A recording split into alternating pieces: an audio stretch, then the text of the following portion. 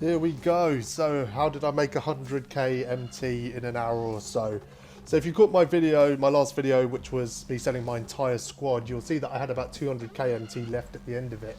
And I said at the end of that video I wanted to get up to 300,000, 350 within the next week or so. Unfortunately, my time's been really limited, so I haven't really had the time to do that. But I have got up to about 300k now. And I only had about an hour really to dedicate to that, so I made it count. And I'll tell you what I did. The auction house is broken, so sniping has to change this year. If you are trying to snipe in the traditional way, you know, setting a filter and trying to catch a card low, the odds of you actually making that work or even time effective is really, really low. You're probably going to make more MT just playing TTO in that time, to be honest, by the time a snipe actually pops up that's worth it, that you can grab. So until they fix the auction house, I've come up with a solution. So you'll see on the screen, I'm flipping Steve Nash's. That's what I've been doing. I made close to 100k MT just flipping Steve Nash. So you can see his price here is about 85k.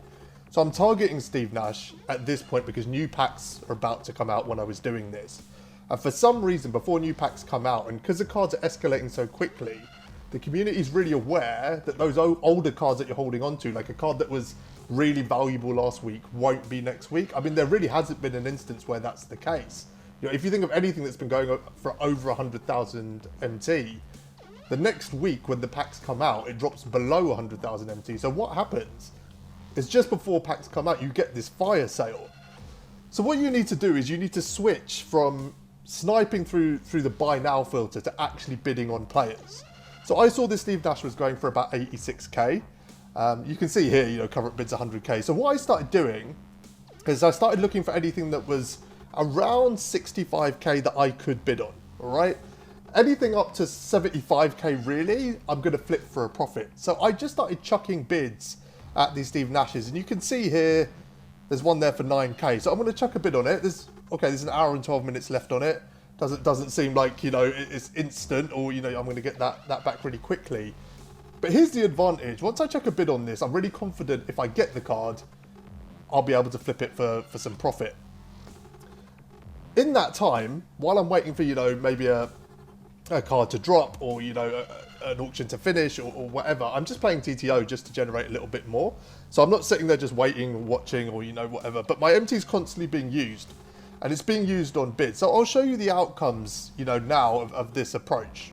So once those bids ended, I got two of them. You can see one of them 15k under, one of them 6k under, and I sold one for nearly 90k as well. That one that's 15k under means I bought it for, I think I bid around 65 as a max. So would have been somewhere between 45 and 50k. That means once I sell that for 85, 90k, after tax, I'm clearing 25k easily on just one flip. So what I've been doing is just dipping in and out. So I'll literally, you know, launch up my team, chuck 4 or 5 bids, use whatever MT I have to try and get a card cheap. I'll bid as far as I need to into the future to make sure I can get a, you know, a decent price. And then I'll just jump back on it once those auctions have ended, see if I won any and flip them immediately. So this is the new version of sniping to me, and it's just working super, super effectively. Now, when the community really starts fire selling a player, you can see here there's quite a few Steve Nashes, but there was points where there was, you know, a ridiculous amount of them up. When that's the case, I'll actually stay on for 10, 20 minutes, and what I'll do is as soon as I get outbid, I'll immediately bid on another card, so my MT is constantly being used. But it literally took about an hour. I'll show you how much MT I had left at the end of it. So, you know, we started on about 200k. Let's see where I ended. So 280,000 MT, and that's despite the fact actually I've picked up a couple of players. So it's probably sitting about 285, maybe 290, and all I've really been doing, I mean, over the last couple of days, I just haven't had the time to be on this, and the time I've had on this, I've been using to play Triple Threat offline, weirdly, which is the one thing I told you guys not to play, but I figured out a solution to that, which will be my next video to get through it super quick. But, you know, TTO offline is not a quick MT generator, but, you know, this method is. All the MT that I've got really has come from that, and, you know, it easily added 85, 90k. And I think the key here is you're dipping in and out. So although I say it was an hour, the space of time for that auction to elapse was an hour. But in time I dedicated to actually sniping and flipping, I couldn't have spent more than maybe 20 to 30 minutes on the actual game doing that. So it's super efficient, something you can do all day. So a couple of additional tips to this. Like I said, focus on cards that, you know, are going to get outdated in the next few days. So keep an eye on packs. But new cards as well, when they're released, you know, their price goes all over the place, but it doesn't really matter as long as you're focused on where that price is sitting at the time you're doing this. If you look at this Kevin Durant, you can see he's about 100k. I think he is a buy now, but I think the buy now is sitting literally at around 100k. So he's a really good card to target right now. This is really because packs have just come out, and for some reason there's obviously a silly amount of Kevin Durant's in this pack. So I probably will at some point today play around with KD. I'm going to actually check out what his buy now is. Because if he's sitting at, let's say, 100k, you have to bear in mind the tax. That's really important. So really you're looking at anything sort of 90k or below to pick up in order to sell him for any sort of profit. Probably closer to 80. Let's see where he's sitting. I mean, that's definitely not going to be a real snipe. Yeah, this is the problem with the auction house, right? That, you know, front and center, this is why you can't snipe. But you can see here, you really are talking about 100k.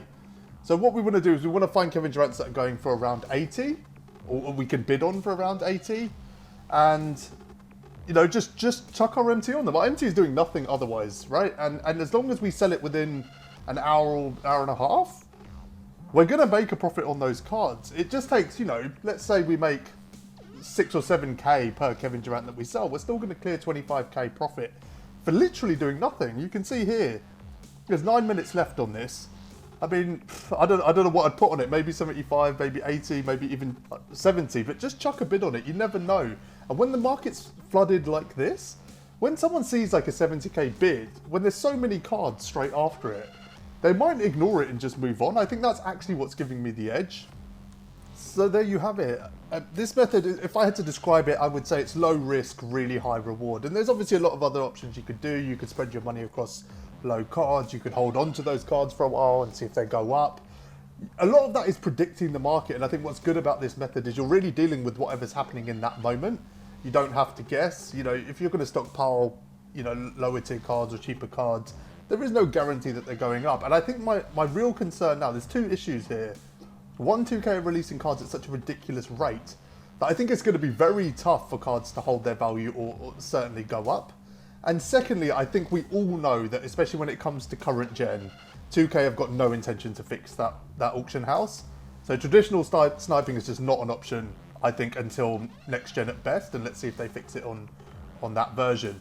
So between now and then, I think this is your best method. It worked for me.